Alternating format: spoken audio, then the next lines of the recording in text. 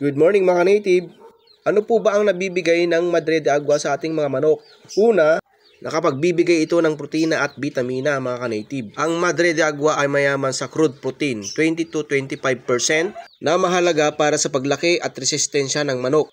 Naglalaman din ito ng calcium, phosphorus at iron na kailangan para sa buto at production ng itlog. Pangalawang naibibigay ng Madre de Agua, may natural na antioxidants at antimicrobial properties na tumutulong laban sa sakit. Pangatlong naibibigay ng Madre de Agua, pampataba at pampabilis ng paglaki.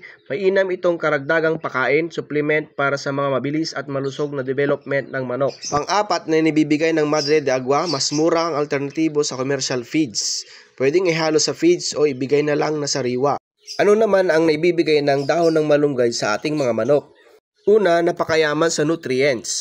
Mataas sa vitamins A, B, C, E at calcium at iron at essential amino acid na nakakatulong sa mas magandang egg production lalo na sa mga inahin. Pangalawang naibibigay ng dahon ng malunggay sa ating manok, pampataas ng immune system, natural na booster panglaban sa karaniwang sakit ng manok gaya ng sipon o sakit sa bituka. Pangatlong benepisyo, pampaganda ng itlog at balahibo. Nakakatulong sa mas matingkad na kulay ng pula na itlog or yolk at mas malusog na balahibo ng manok. At ang panghuling naibibigay ng dahon ng malunggay sa ating manok, pampagaling sa mga sugat at internal na karamdaman. Ang dahon ng malunggay ay may anti-inflammatory at antimicrobial properties na nakakatulong sa paggaling ng manok kapag may karamdaman o injury. Yun lang mga kanitib. Salamat!